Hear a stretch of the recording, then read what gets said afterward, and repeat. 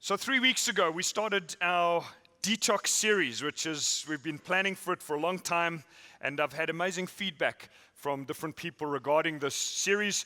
If you're following in the book, this morning we are on today's page is page 38. It's a blank page to take notes.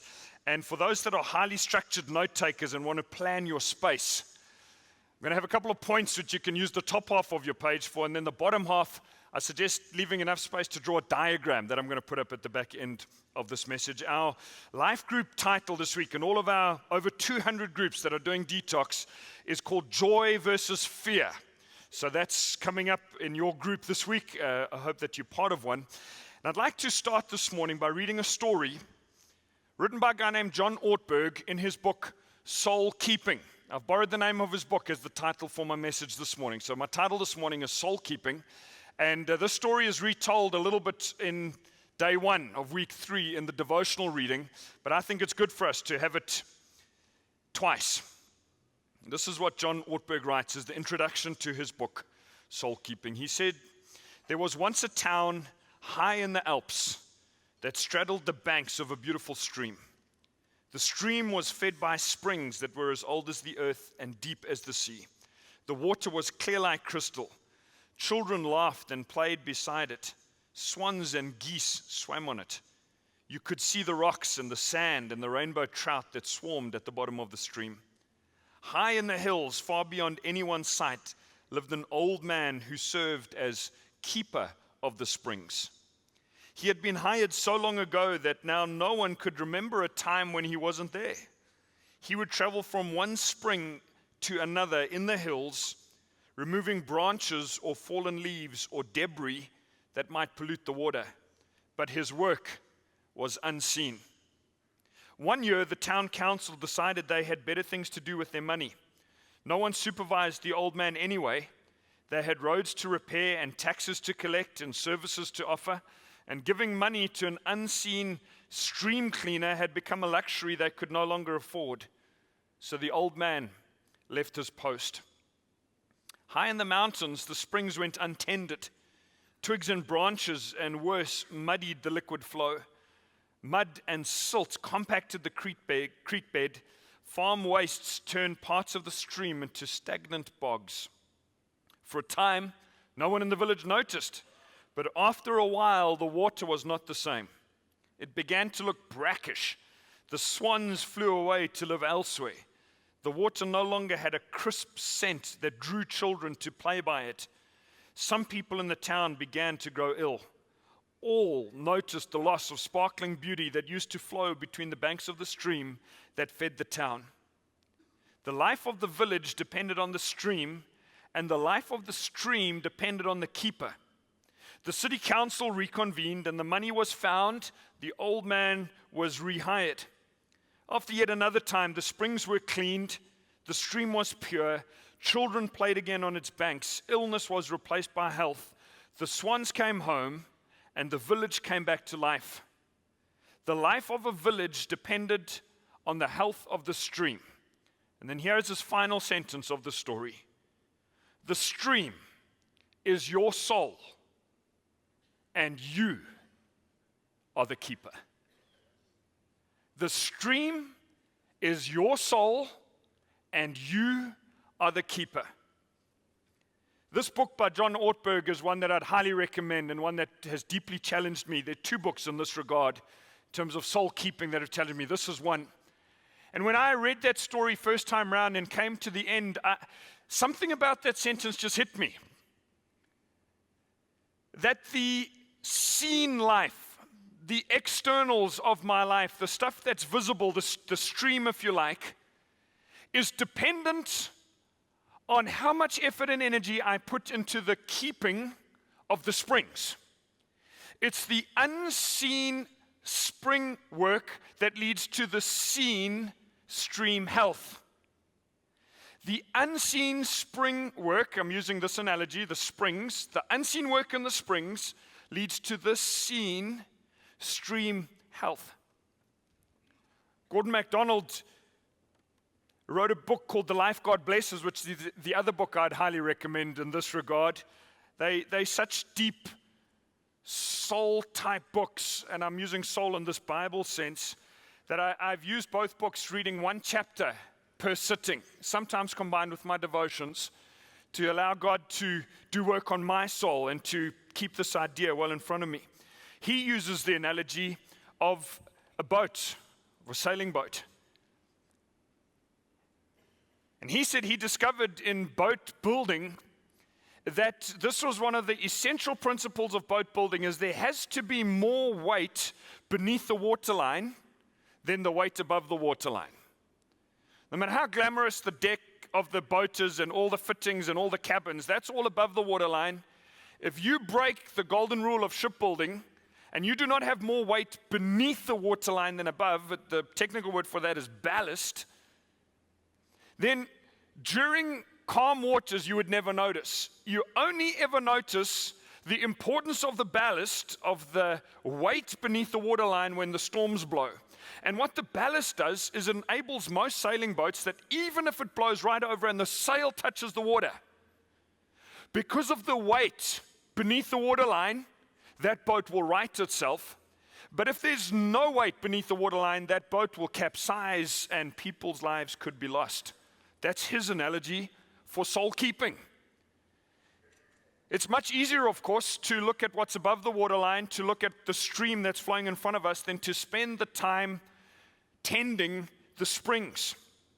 The Bible says in Proverbs 4:23, and this verse ties in exactly with the first analogy, it says this: above all else, guard your heart, for everything you do flows from it. In the Bible, the word for soul and the word for heart were often used interchangeably. Sometimes even the word spirit was used in there. But this idea of our souls is very difficult to define. It's very difficult to enumerate. But it's the most important part of us. If you like, we are a soul who has a body. Our body houses our soul being, and the body, once it's discarded, the end of our lives. And Dusty, I just had such great feedback on the great message he delivered last week, talking about our body. Once our bodies are discarded, our soul is the eternal part of us that lives on forever. Sometimes the Bible uses the word soul and spirit as two separate ideas, sometimes interchangeably. Very difficult to define because it's eternal, because it's invisible, and because as humans we like to use things that we can or things that we can measure. Our English language fits best to those things, but language of the soul is difficult language to come by. My mind, my will, and my emotions are closely linked into my soul being. But it's the part of me that, I don't know about you, the moments that I have. I'm thinking of some of the beautiful sunsets that I've seen from different places. And you could describe physically what's happening. There's a human being, their eyes are seeing a star going, and the earth is turning so that the sun appears to be dipping beneath the horizon. But in that moment, it's not the physics that stirs you, it's just something there stirs something in here, and that something is my soul.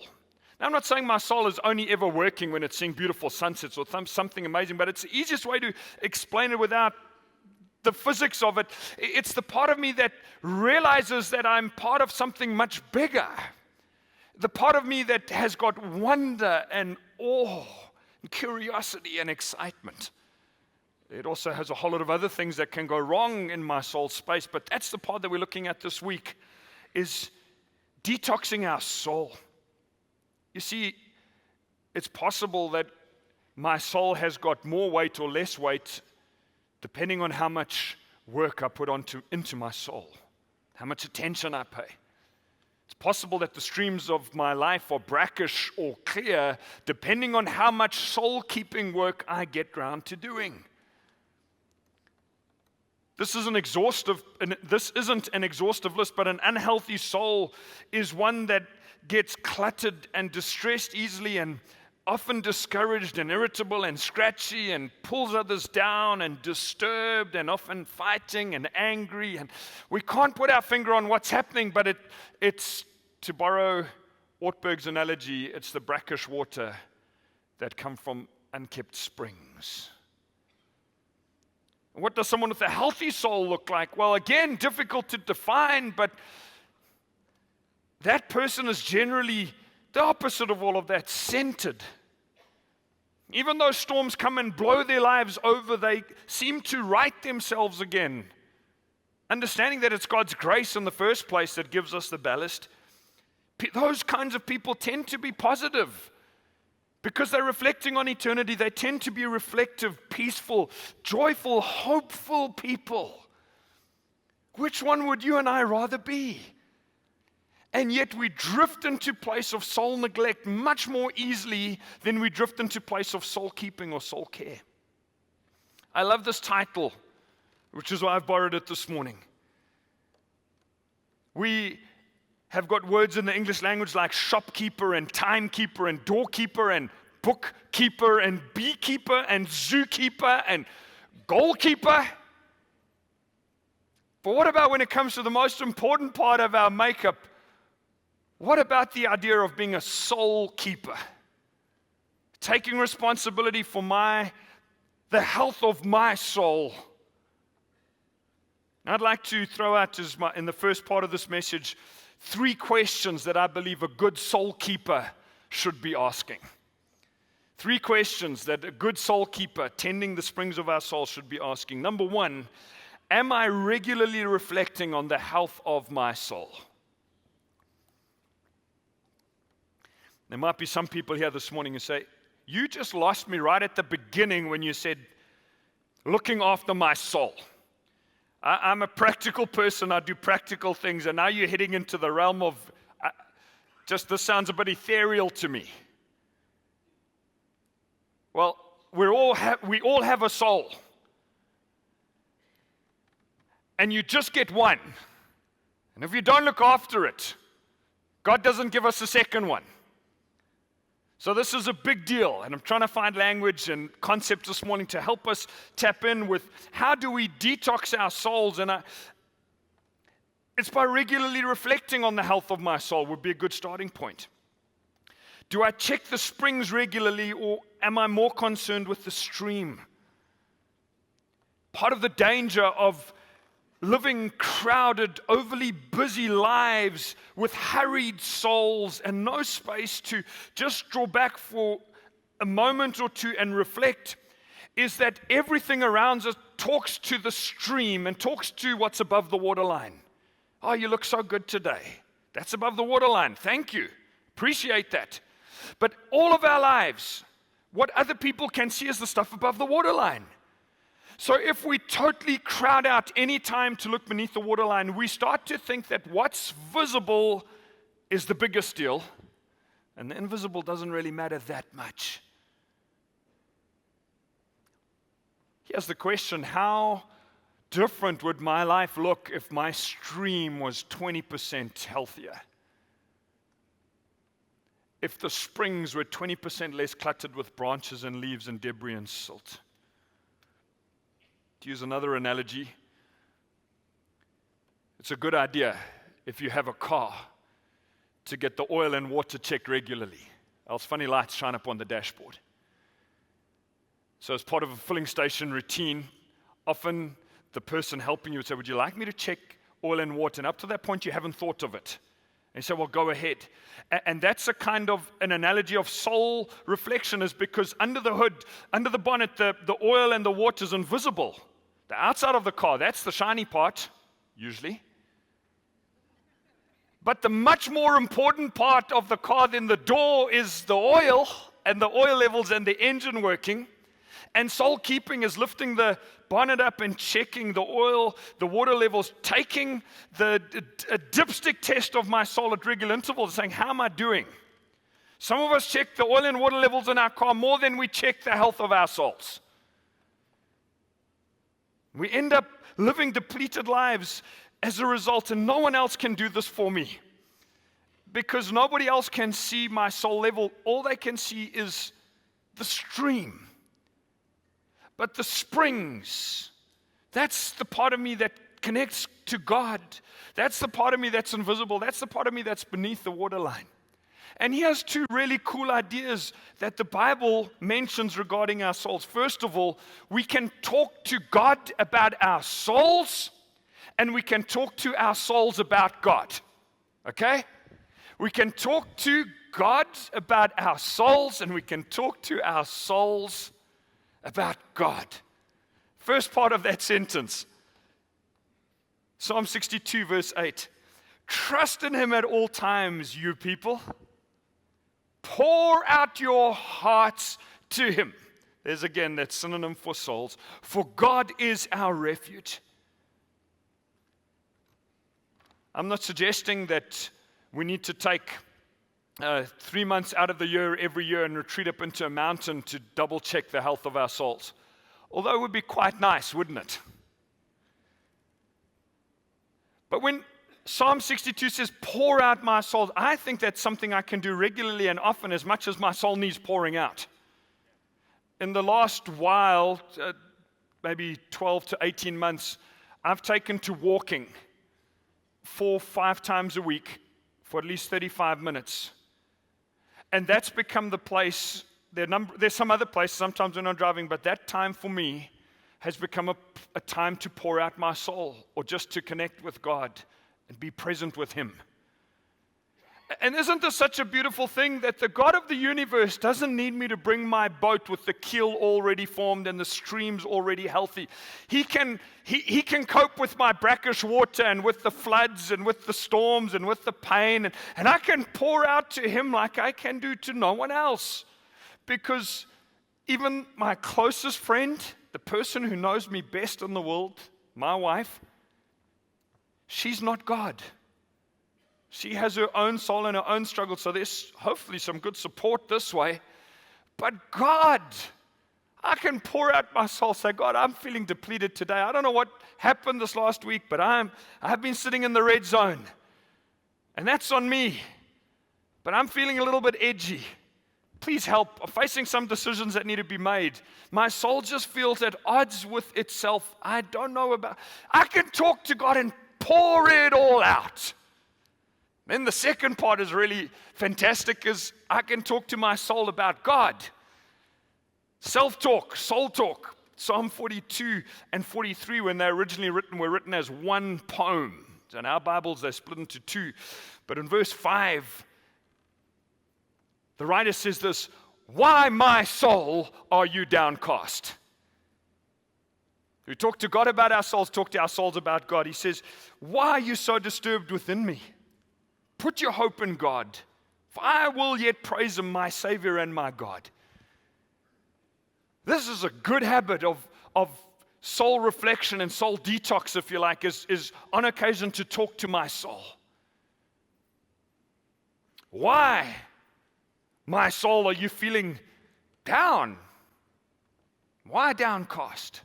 There's lots of other emotions that happen in our soul, but this one from this verse. Look at God.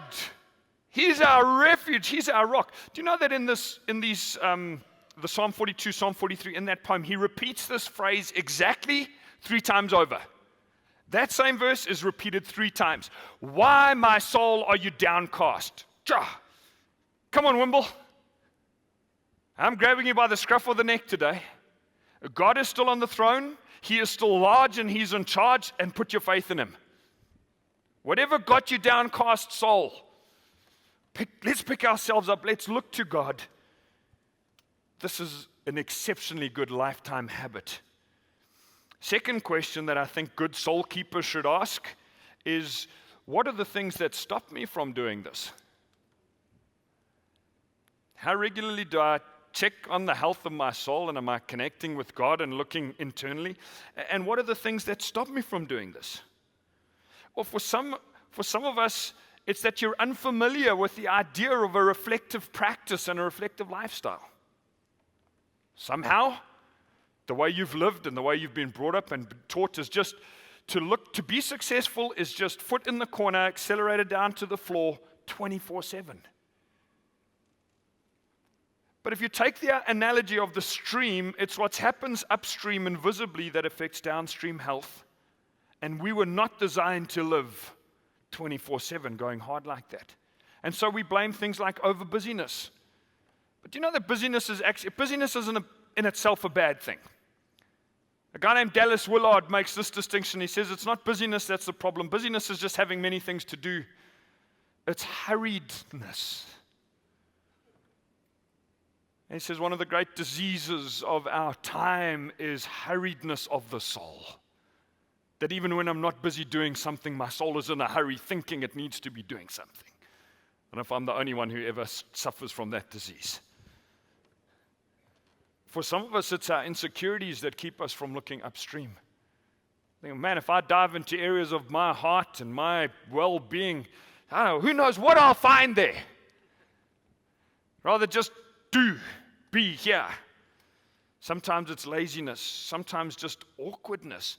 Okay, so talk to your soul about God and God about your soul. Fantastic. Where do I start? I'm a person of few words.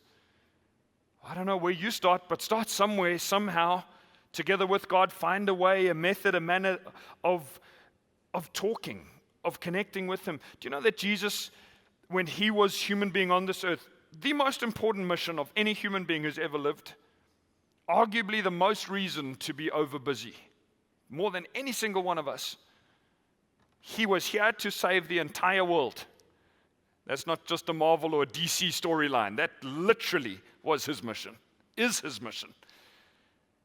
And it says He often withdrew from the crowds to spend time with God. His public life depended on His private disciplines. How much more so me, who's not Jesus, or you, who's not God? Help us, God, because this is tricky space to regularly discipline ourselves to do. And the third question that I think good soul keepers should ask is this: what has God been urging me to change?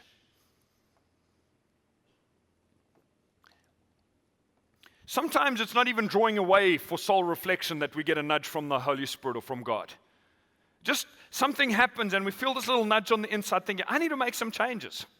It might be in the way that you speak or how you diarize things, spend time with people, a little change of direction in life. Sometimes it's crisis and storm. Sometimes it's success that bring about moments of needing to refocus and readjust. But God's got unique ways, many unique ways as there are people here this morning, to nudge our souls and say, I'm nudging you towards more health.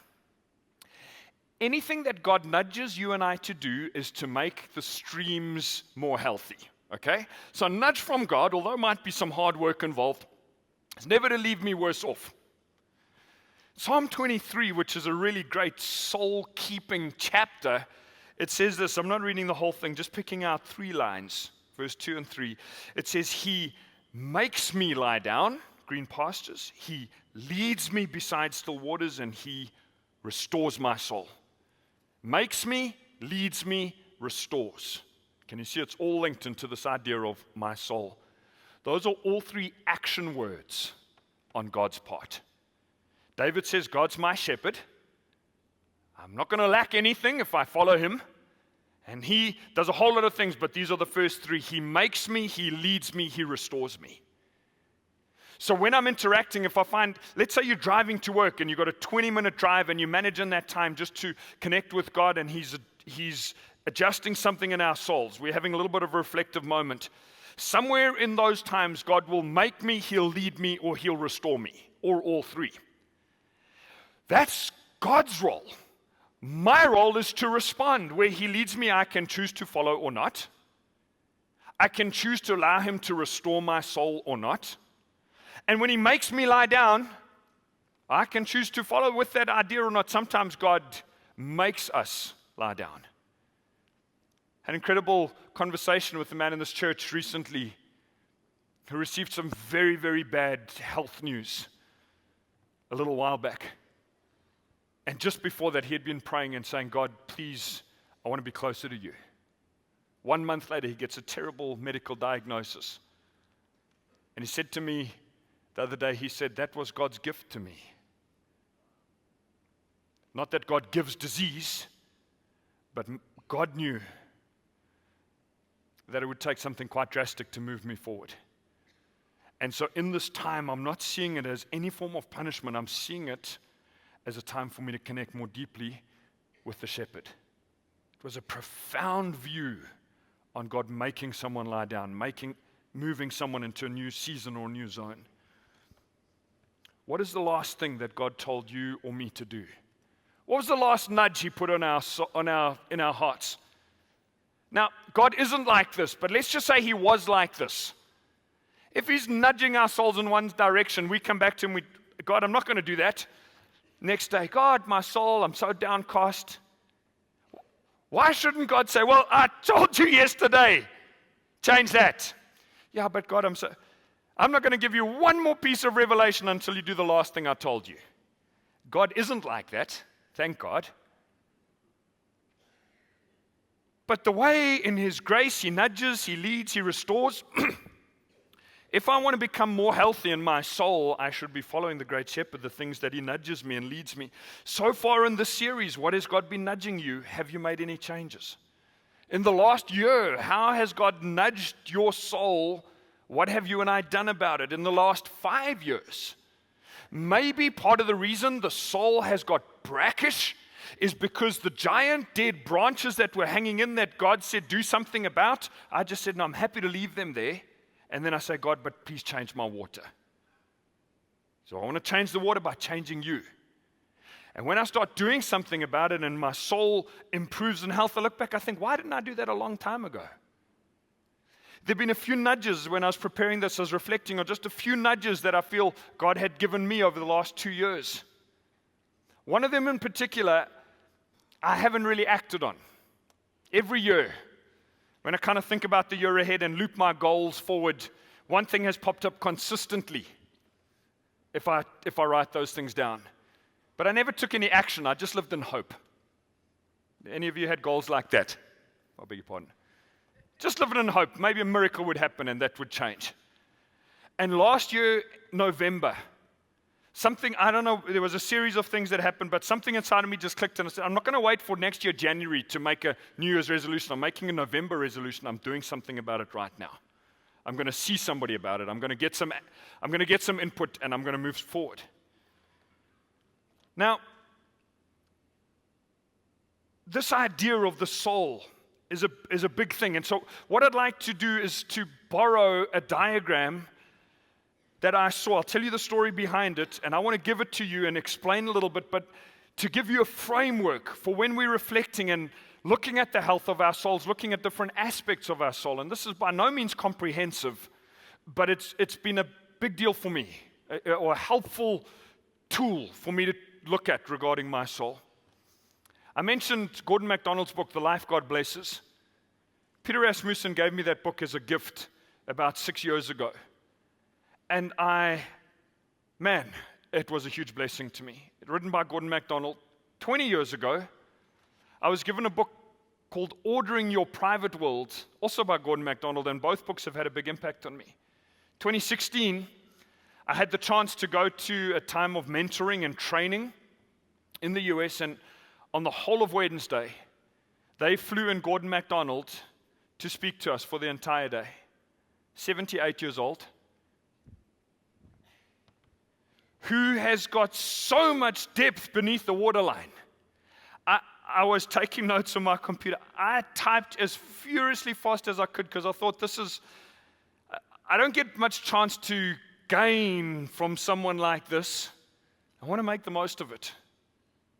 And he didn't speak very loud and he didn't move away from the lectern, but for an entire day spoke to us that at moments had me laughing, at other moments had me in deep tears. And the effects of that have been, some of the tools or principles that he spoke about have stayed with me. And he drew this diagram, and he spoke around this diagram for the whole day. So I hope you've got 5 or 6 hours, because this is where I'm headed. That's just a joke.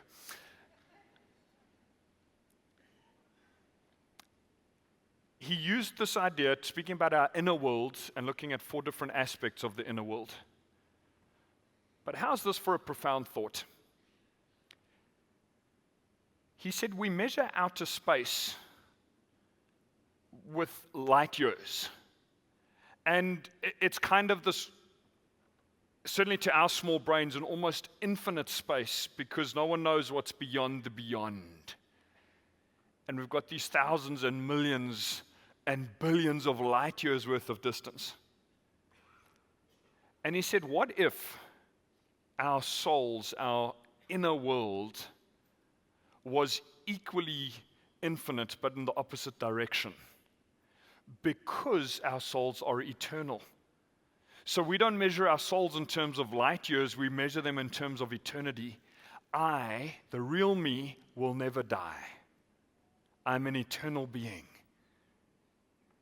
And so the depth that exists in all of our soul worlds is an eternal depth. This isn't just about checking that I feel happy today and I didn't eat any McDonald's burgers and etc.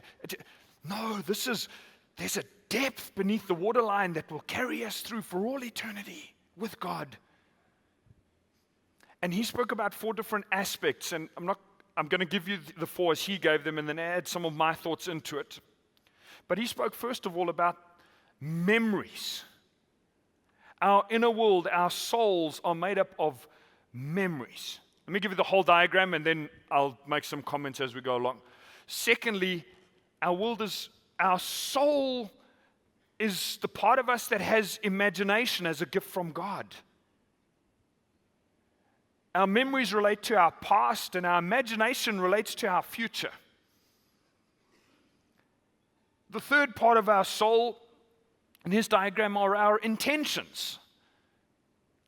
The disciplines or the actions that we do now are necessary to get us between our memories and our imagination. But there's a whole lot of our world that relates to the now, a whole lot of my soul. And then the fourth part of my soul relates to the connections that I have, which is the people.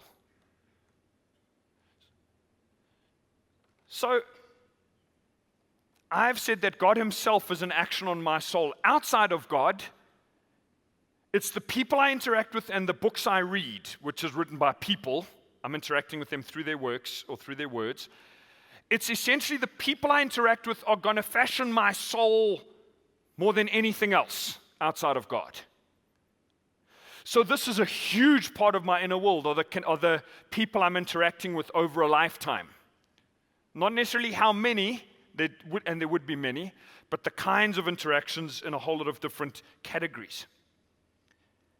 Let's start with the idea of memories of my past.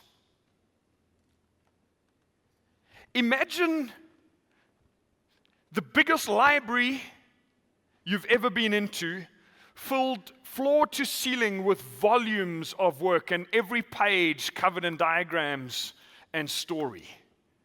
And imagine that is your and my memory. And depending on how old you are is how many books were physically written. But depending on how wise you are is how many books you've processed through a God lens. My memories, some of them are random. I don't know about you, but occasionally I will have a memory of something that happened when I was a kid that I think I haven't thought of that since I was a kid. The other day, I was walking past some jasmine, and the smell of jasmine evoked a powerful memory of where we used to line up in grade 5 at school. There was this jasmine creeper that grew on the fence. Now, I can get all spiritual and say, well, it reminded me that God was the creator of the jasmine. No, it's just a memory. But that triggered a follow-on memory of how we used to play in that playground. And some of the people that I interacted with, there were memories. And our memories are so powerful because where we are now is a sum total of all of our past experiences and our past interactions. Everything of your life and your soul that's happened before is somewhere tied away in a memory that either you've forgotten or it's close to mind or it could be triggered again. We have this deep depth and weight behind us. Now, at some point in that journey, between there and today, hopefully, you took a step of following Christ, of putting your faith in Christ, and deciding that you were going to become a Christ follower. And if you haven't done that, today could be that day. That's the best day a human being could ever have. Even better than the day that we are born is the day we are born again, which is the Bible phrase to describe somebody's soul discovering their Savior and coming alive, not just having the memories, but having Christ walking with us into our future and rescuing us from hell. Somewhere in those memories, and everybody's story would be slightly different, our paths intersected with Christ. But do you know that He was active in our lives even before that day? I spoke to another man who's somewhere here this morning. One day his story will be told somewhere. But he only became a Christian at the end of last year, maybe 6 months back. At the church prayer meeting in the beginning of February, when we fasted and prayed for that day for Detox, we got chatting for a little bit. And he said, my only regret is that it took me so long. And I'm now catching up as best I can on studying the Bible, on getting some theology into my heart.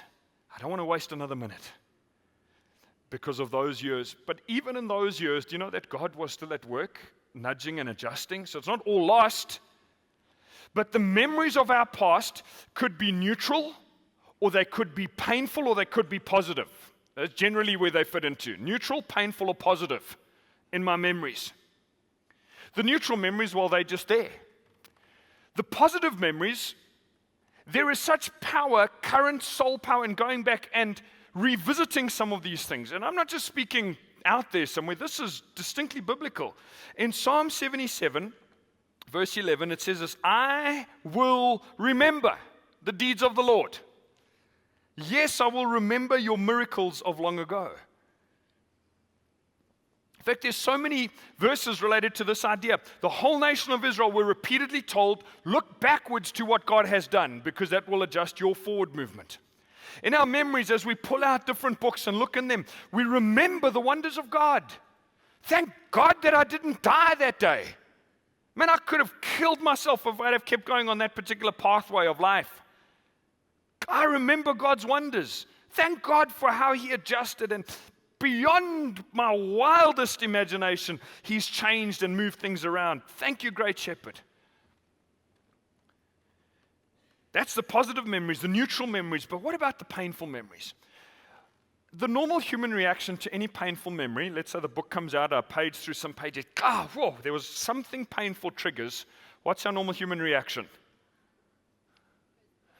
Thank you. And put it back in the shelf. We don't like to revisit our pain, generally. Or it was so painful that we keep rereading that story over and over and over that it becomes our daily narrative. Do you know that God wants to change even our painful memories and the pain in our past, because that is something that will hold us back moving into our future? Joseph, one of the key characters in the book of Genesis, was sold as a slave by his older brothers. He was his dad's favorite son. His brothers conspired, first of all, to kill him, and then the kinder brothers suggested, let's not kill our baby brother Joseph, let's sell him as a slave. And he ends up in Egypt as a slave, far away from his family. If anyone was going to have abandonment issues, this is Joseph as a teenage boy, sold by his brothers. His dad thought he was dead. Many years later, his brothers all arrive. They don't know they're arriving to see him, but he is now the governor of the whole of Egypt, the biggest empire at that time, and they're there to buy grain, because else they'll starve to death.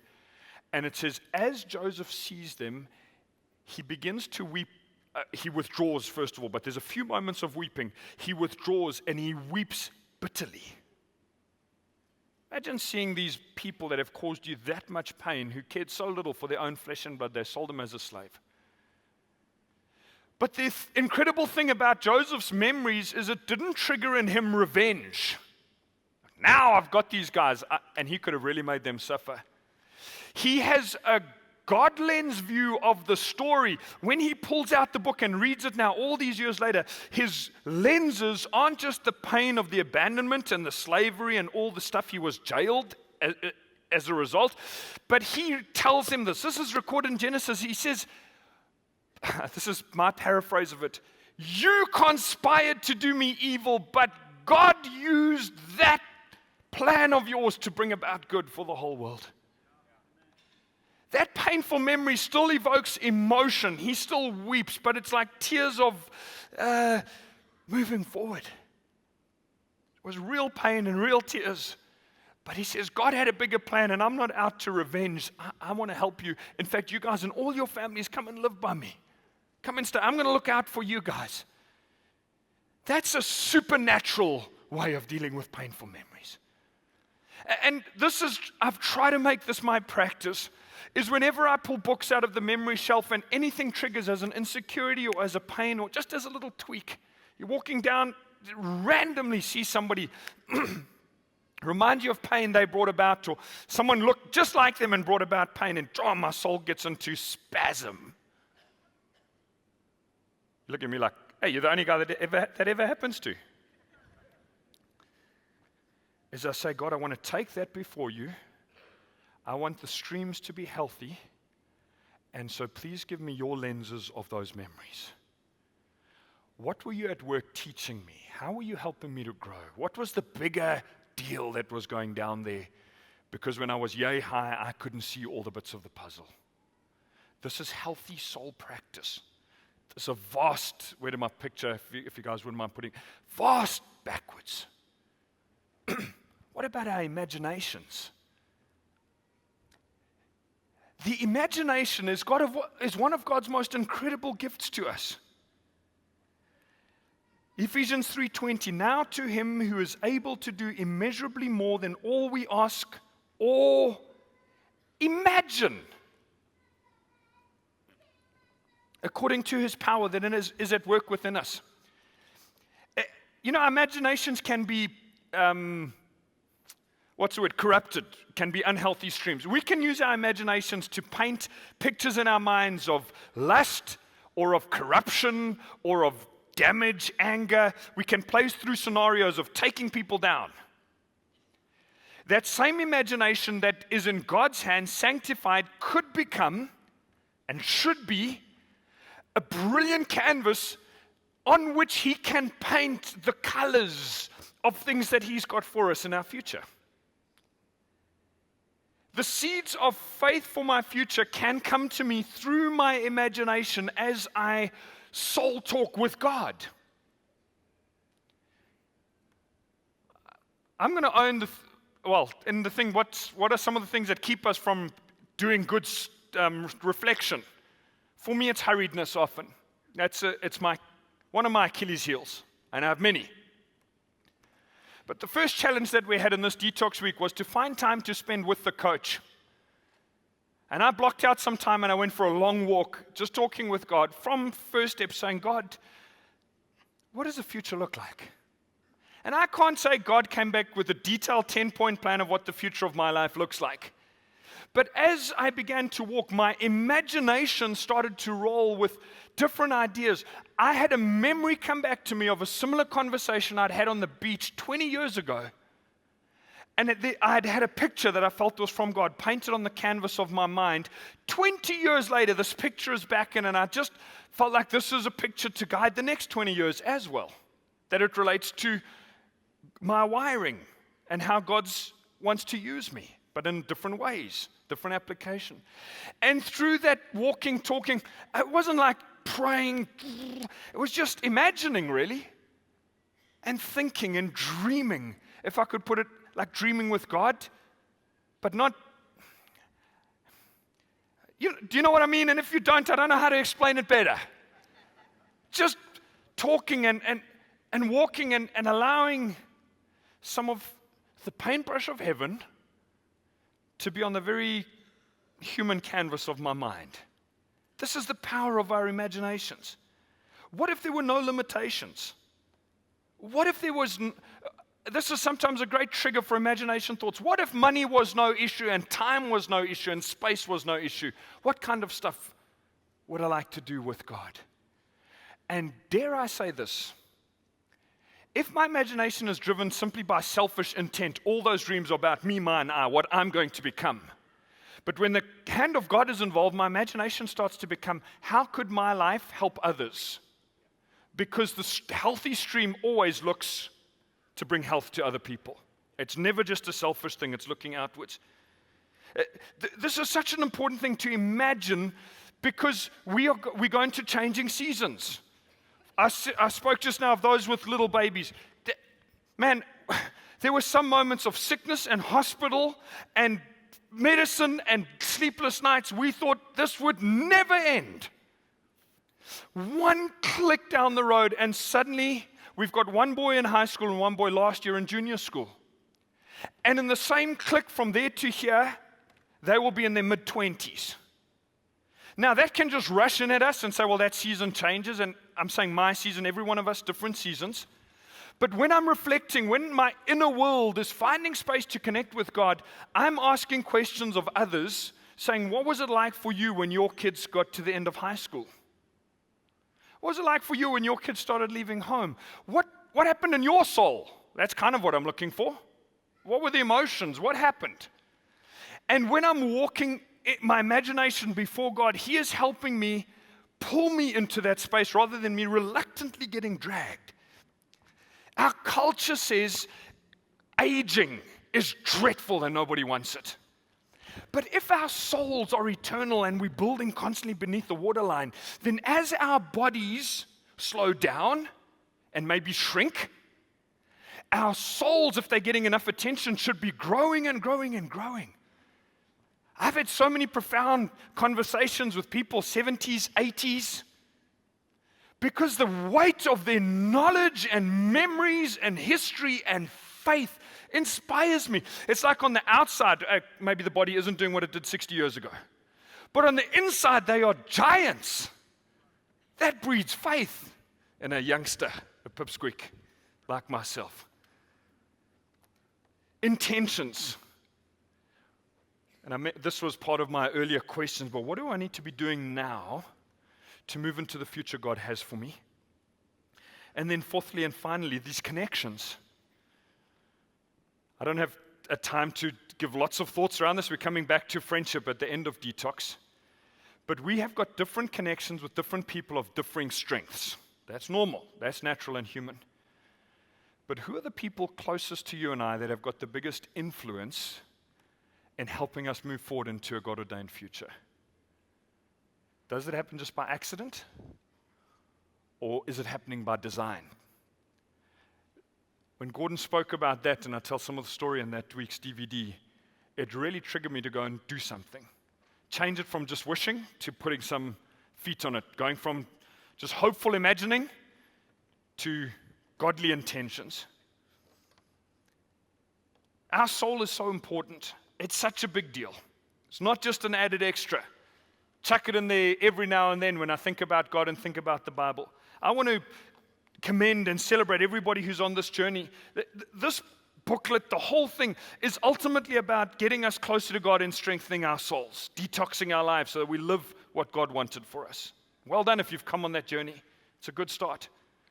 We've put a special challenge in this week. I want to tell you what it is so that our challenges generally run from life group to life group meeting. I'm going to give you a couple of days head start depending on when your group meets. But our challenge for this week is to do a 7-day social media and online entertainment detox. Hey, some of you were sleeping to that point and now you've come alive.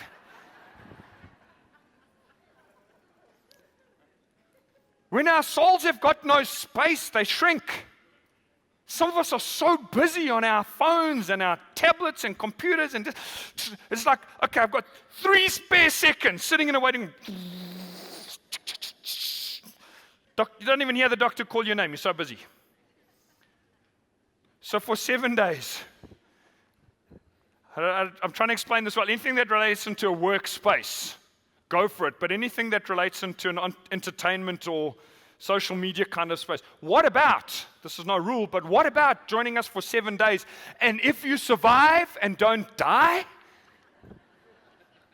at the end of 7 days, we might just find our souls had a little bit more space and room to grow, and the stream got a bit decluttered, and instead of picking up the nearest device, we just paused and sat with nothing to do for 5 minutes and didn't feel like we were failing at life.